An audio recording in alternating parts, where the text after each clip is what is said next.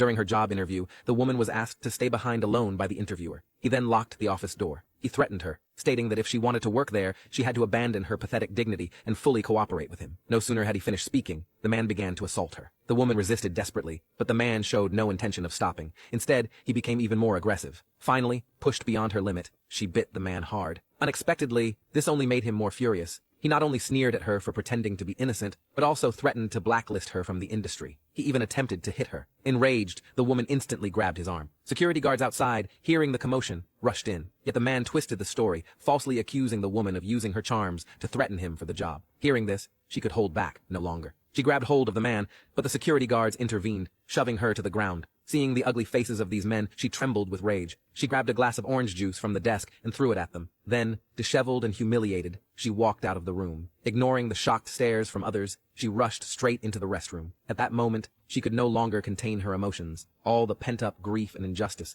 overwhelmed her. But life had to go on. She needed to pull herself together quickly and head to her next interview. Stepping outside, she found it was pouring rain. As she reached the roadside, a car nearly hit her. The driver, a man, got out immediately to check on her. But in her eyes now, all men were the same wretched creatures. She shoved his hand away. Getting to her feet, she couldn't help but curse in Japanese. This Japanese exclamation caught the man's attention. He immediately pursued her. Thinking she had encountered another pervert, she quickened her pace, aiming to dash into the subway. But he caught up and stopped her. It turned out he was the owner of a star-rated hotel. He urgently needed an interpreter for an upcoming group of Japanese guests with strict requirements for appearance and demeanor. Her profile seemed perfectly suited for the role. The woman didn't believe his smooth talk. She flatly refused and turned to leave. Yet seeing his apparent sincerity, she eventually agreed to give it a try. Arriving at his office, she was struck by the luxurious decor. Only then did she realize this seemingly ordinary man was actually a CEO. To her surprise, he informed her the interpreting role was merely a temporary part-time position for a few days. What she needed was a proper, stable job.